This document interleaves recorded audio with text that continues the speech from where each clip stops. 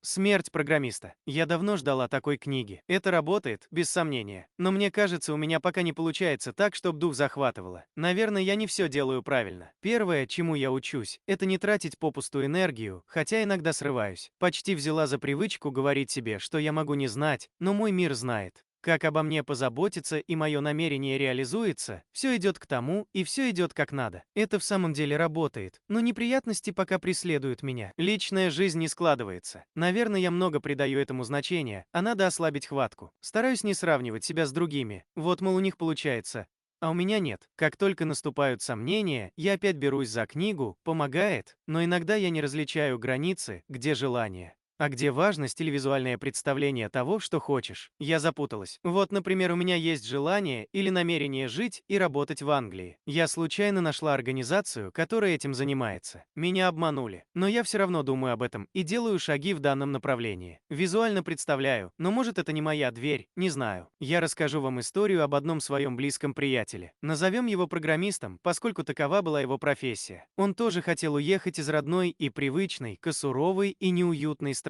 В России программист был высококвалифицированным мальчиком на побегушках, а как бывало нередко и для битья, в том числе. Там же, на Западе, подобные ему входили в самую элитную касту из всех белых воротничков. Когда оттуда прилетали новости об умопомрачительных зарплатах, дорогих машинах и коттеджах с бассейнами, голова просто шла кругом. А в груди бушевала лихорадка, золотая, самое что ни на есть. Мой приятель, словно руководствуясь принципами трансерфинга, спросил себя, какую же цель выбрать на карте. И душа его тут же без колебаний дала ответ. Ну, конечно, Австрия. Почему-то именно эта страна лежала ближе всего к сердцу. Альпы, горные лыжи, уникальная по красоте природа, да и вообще одно из самых уютных мест на планете. Приятель с блеском в глазах рассказывал мне о своей идее и даже уговаривал махнуть туда вместе. По всему было видно, что душа и разум его слились в едином устремлении. И все же ни о каком трансерфинге нам в то время известно не было. А потому разум программиста взял руль управления судьбой в свои руки. Как-то раз мой приятель явился с потухшим взором и сообщил, что от задуманного придется отступиться. Оказалось, пробить стену иммиграционного законодательства Австрии не так-то просто. Прагматичный рассудок, привыкший иметь дело с реально достижимыми целями, взял верх. Это была первая ошибка программиста. Мечту поспешно захоронили, и душа моего приятеля приуныла. Однако предприимчивый разум вскоре отыскал вполне приемлемую замену. Канада – это очень даже неплохо.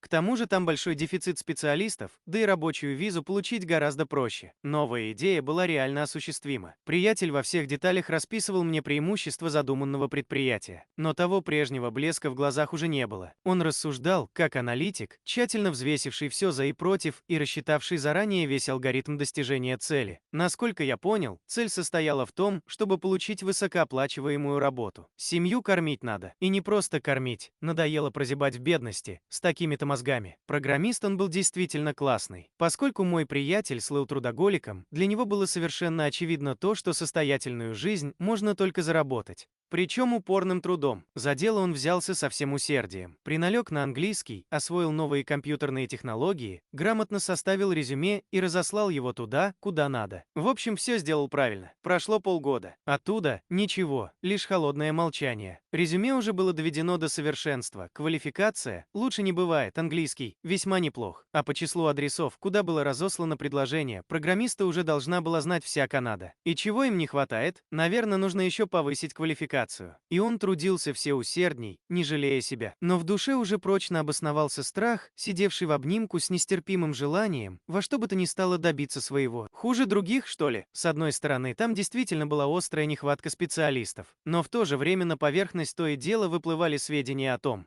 что канадские работодатели весьма неохотно связываются с иностранцами. Опять разумная логика дала осечку. В такой ситуации разум программиста мудро рассудил, что не стоит зацикливаться на одной Канаде. Ведь можно попробовать пробиться в Штаты. Как оказалось, наши мозги там ценятся довольно высоко. Итак, прежняя цель ушла на второй план, и началась новая кампания по завоеванию Америки. Теперь программист был уже искушен в таких делах. Он досконально изучил всю необходимую информацию и знал точно, что, где и как. Стратегия и тактика была была продумана до мелочей. Все было на высшем уровне: и знания, и практический опыт, и презентабельность. Он стал настоящим профи в сфере поиска работы. Казалось бы, американские работодатели должны быть просто ошеломлены великолепным портфолио нашего героя. Однако никто не проявлял интереса к высококлассному специалисту и не спешил охотиться за его мозгами. Разум программиста лихорадочно пытался отыскать причину такой странной ситуации. Ведь все делается безукоризненно. Почему нет результата? А как же охотники за головами? Куда они подевались? А история о сотнях, если не тысячах компьютерных специалистов, сделавших блестящую карьеру в Штатах. Объяснение и на этот раз было найдено. Высокие технологии развивались быстрыми темпами, и в данный момент на рынке труда наблюдался особо повышенный спрос на специализацию,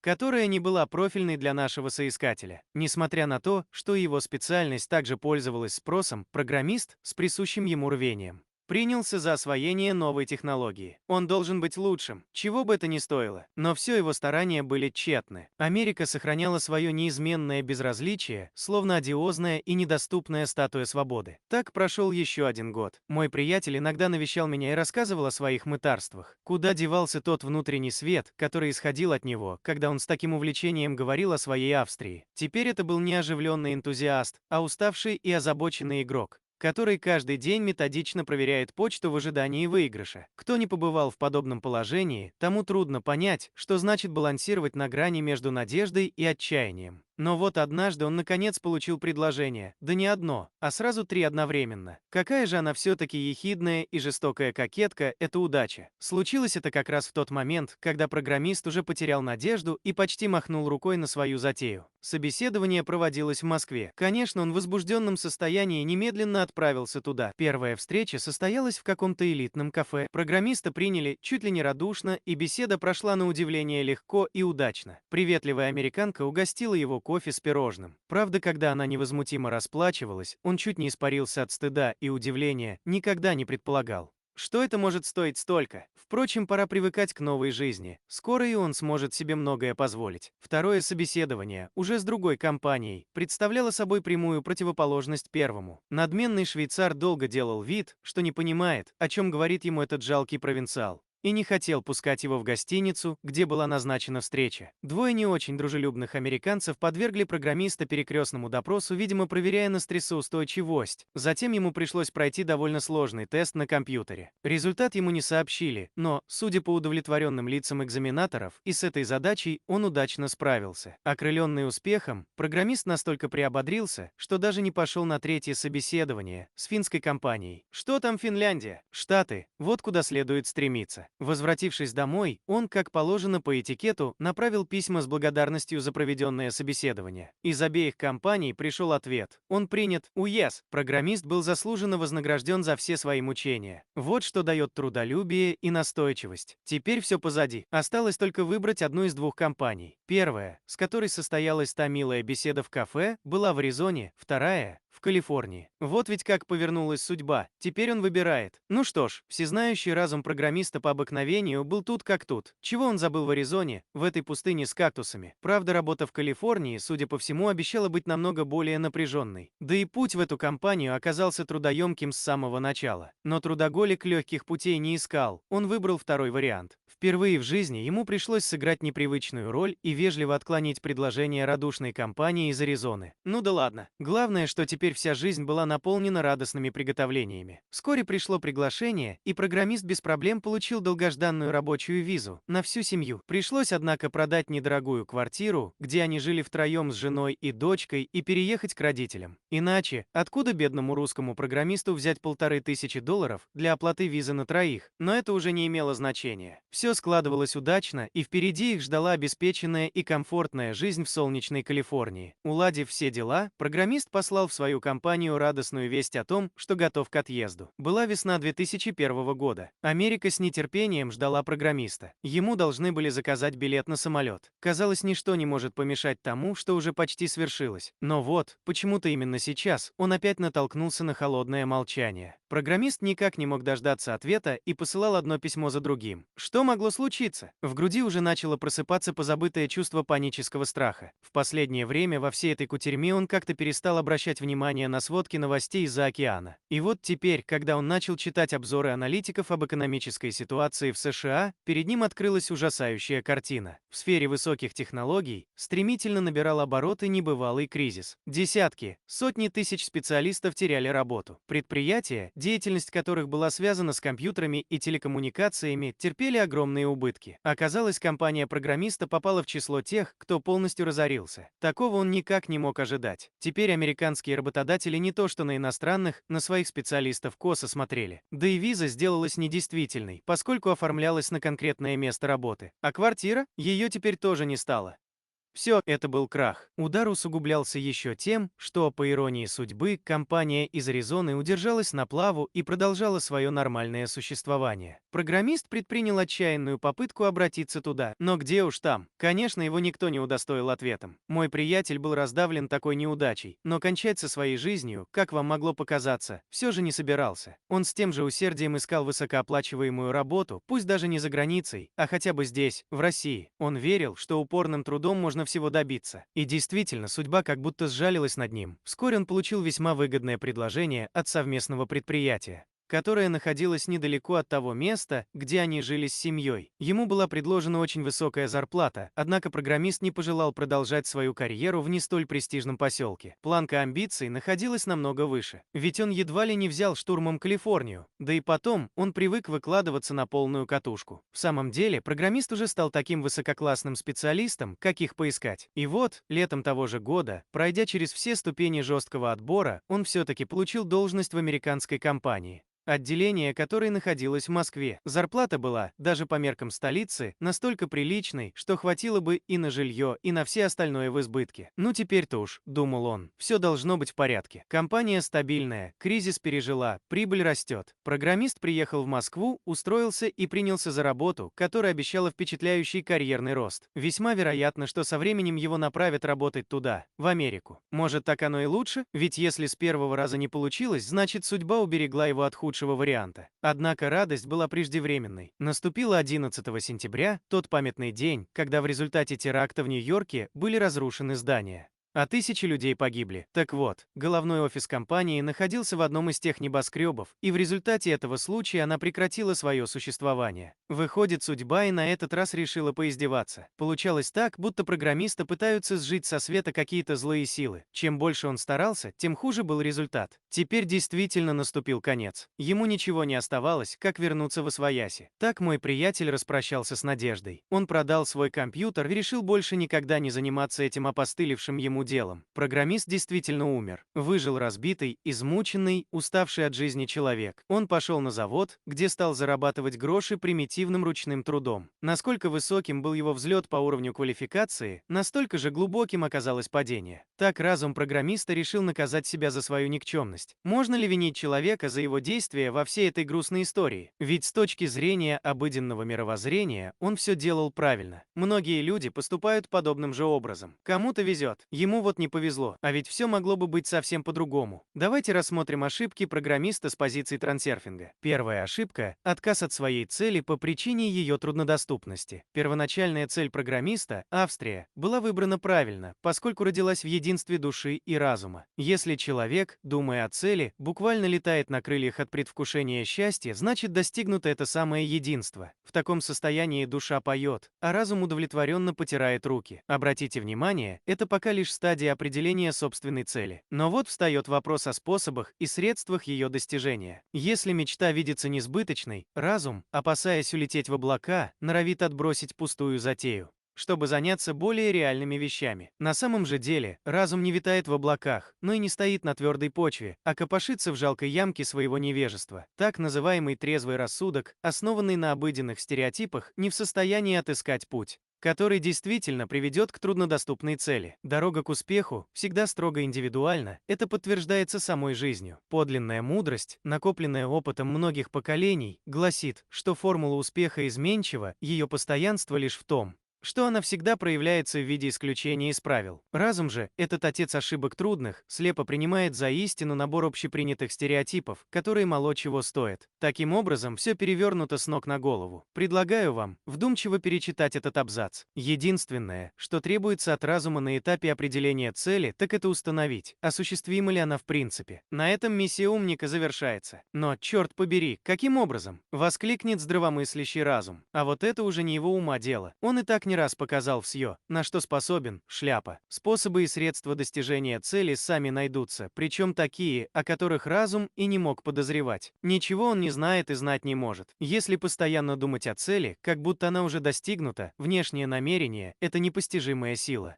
В свое время откроет нужные двери, возможности. Задача разума состоит в том, чтобы направить ход мыслей в надлежащую сторону и тем самым запустить механизм внешнего намерения. Вторая ошибка – беспокойство по поводу отсутствия результата, желания. Очевидно, чем больше вы беспокоитесь, тем медленнее продвигаетесь к цели, если вообще продвигаетесь. Конечно, для обретения душевного равновесия человеку всегда необходимо знать, на чем его основывать. Трансерфинг дает это знание. Ваше положение в пространстве вариантов относительно цели подобно тому, как если бы вы находились в лодке в открытом море. Для того, чтобы добраться до Земли, необходимо плыть все время на север, куда указывает стрелка компаса. Направление хода ваших мыслей. Пока вы представляете картину о том, как подплываете к земле и сходите на берег, ваша стрелка направлена куда надо. Все, что требуется, думать о прибытии и грести. Только это и ничего больше. Но вот нетерпеливый разум начинает ерзать и тормошить гребца. А туда ли мы плывем? А скоро? А вдруг не хватит сил? А если земля не там? Ну, конечно, надо совсем в другую сторону. В результате стрелка компаса начинает метаться, и лодка постоянно меняет курс. Разум не видит движения в пространстве вариантов,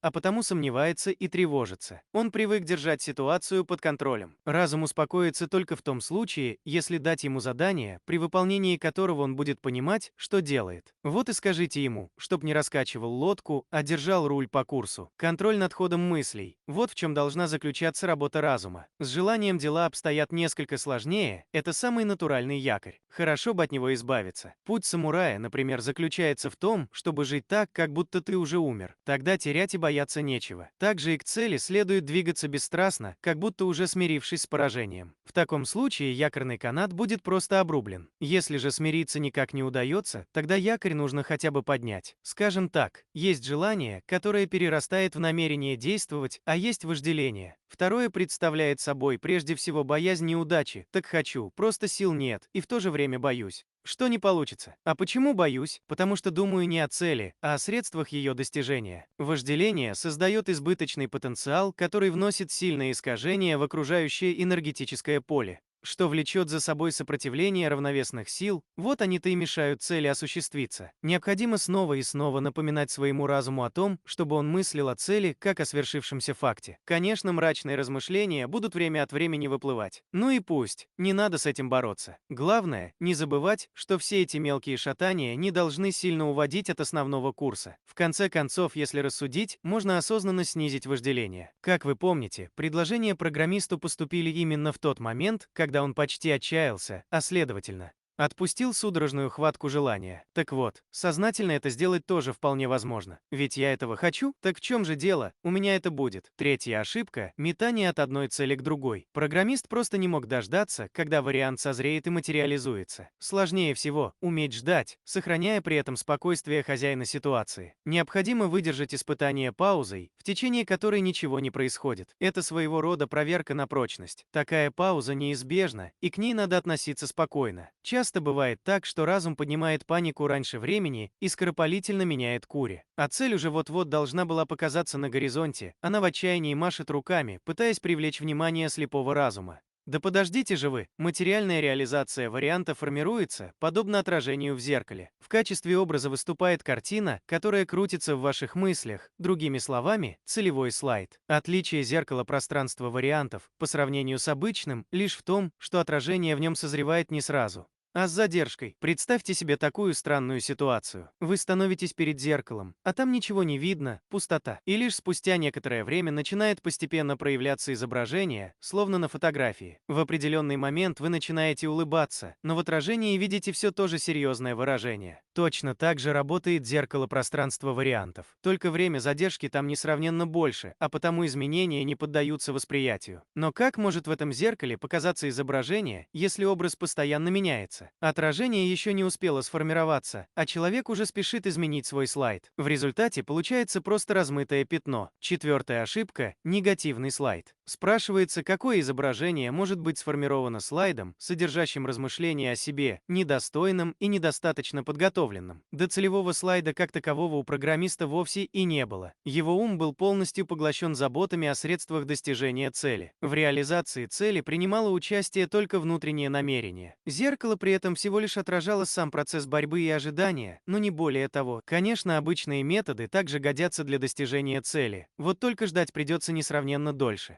Да и шансов гораздо меньше. Результат будет получен быстрее и надежнее, если крутить в мыслях слайд о том, как цель уже достигнута. Радостные приготовления должны быть уже сейчас. Вы должны красоваться перед зеркалом так, будто успех уже предопределен, тогда и отражение будет соответствующим. Дело в том, что пространство вариантов – это своего рода парадоксальный ресторан. Там не следует просто сидеть и ждать, когда официант доставит обед на подносе. Надо вести себя так, будто заказ уже исполнен. Буквально притвориться и сделать вид, что все уже на столе. Секрет этого необычного ресторана в том, что официант наблюдает за вами из-за портьеры и принесет блюдо только тогда, когда увидит, что вы уже уплетаете свой обед. Поймите, именно в этом весь фокус. Пятая ошибка – движение против течения вариантов. Данная ошибка очевидна и лежит прямо на поверхности. Конечно, вам понятно, почему программисту следовало без колебаний выбрать компанию из Аризоны. Когда стоит вопрос выбора, следует отдавать предпочтение именно тому варианту, который легче всего поддается. Любые другие измышления разума по этому поводу, какими бы убедительными они ни казались, можно смело отвергать. Разум программиста, в свойственной ему манере,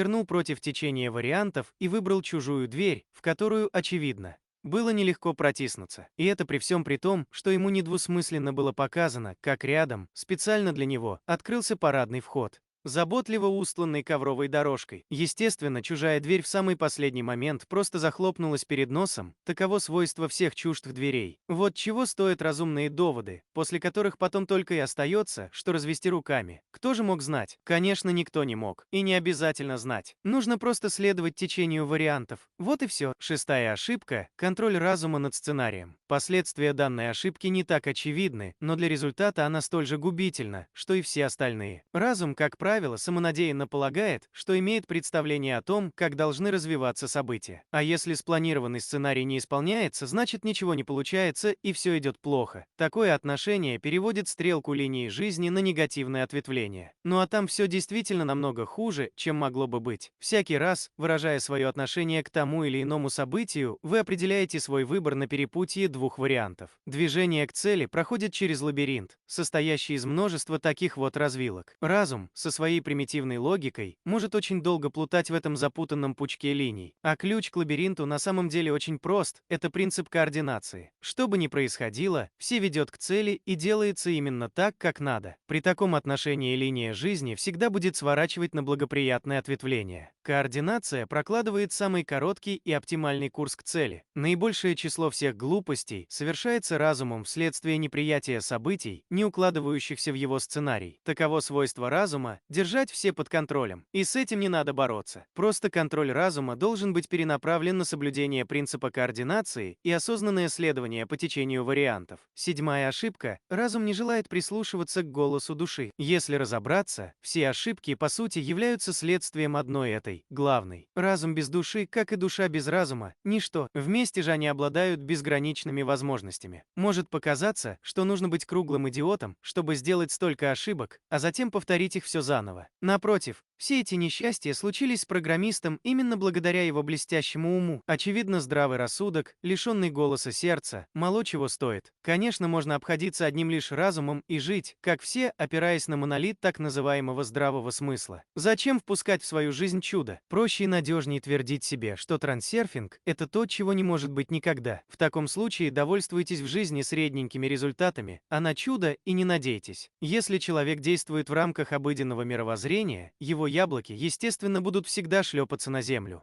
в соответствии с законами здравого смысла. Иначе и быть не может. Теперь, зная объяснение магов, попробуйте перечитать всю историю программиста сначала, и вам все станет видно как на ладони. Хотя, надо сказать, история эта имеет счастливый конец. Приятель мой не смог наказывать себя очень долго. Его душа старалась вырваться из заточения и в конце концов нашла выход. Он вспомнил, что когда-то неплохо рисовал. Не имея никакой надежды на успех, он потихоньку стал возрождать свое прежнее увлечение. И что же вы думаете? Его работы были замечены и начали успешно продаваться. Художник, который заново родился, никак не мог взять в толк, почему люди с такой жадностью скупают его картины. Ему казалось, что в них нет ничего такого особенного. На самом деле в них было то, чего так не хватает людям, что ценится на вес золота и в то же время бесценно. Единство души и разума. В этом единстве рождается все, что принято относить к шедеврам в любой сфере деятельности человека. Сейчас художник, счастливый и обеспеченный человек. Так, благодаря душе, он нашел свою стезю. Потом он рассказывал мне, что в сущности никогда не любил профессию программиста. И ему никогда не нравилось разговаривать на чужом языке. Теперь художник убежден, ему жутко повезло, что он не уехал. Иначе он никогда бы не добился такого успеха. Хотя, неизвестно, может быть, он опять ошибается в том, что живопись – это единственное, к чему лежит его душа. Вполне возможно, одна из его целей затерялась где-то в Австрии или Аризоне. В пространстве вариантов есть все, и каждый человек может иметь множество своих целей. Требуется лишь выбрать именно свою. Не следует думать, что пристрастие души лежит именно и только в духовной сфере. История программиста – это классический пример для трансерфинга. Однако не стоит забывать, что нельзя копировать чужой опыт. У каждого свой путь. Не обязательно выискивать у себя какие-то таланты к наукам или искусствам. Все намного проще. Необходимо только внимательней прислушиваться к шелесту утренних звезд, голосу своего сердца. И не следует давить разумом на душу и торопить ее. Она сама раскроется. Все, что ей нужно, это внимание разума. В заключение осталось напомнить основную схему достижения цели в трансерфинге. Необходимо определить свою цель в единстве души и разума, а затем двигаться по течению вариантов, поддерживая в мыслях целевой слайд,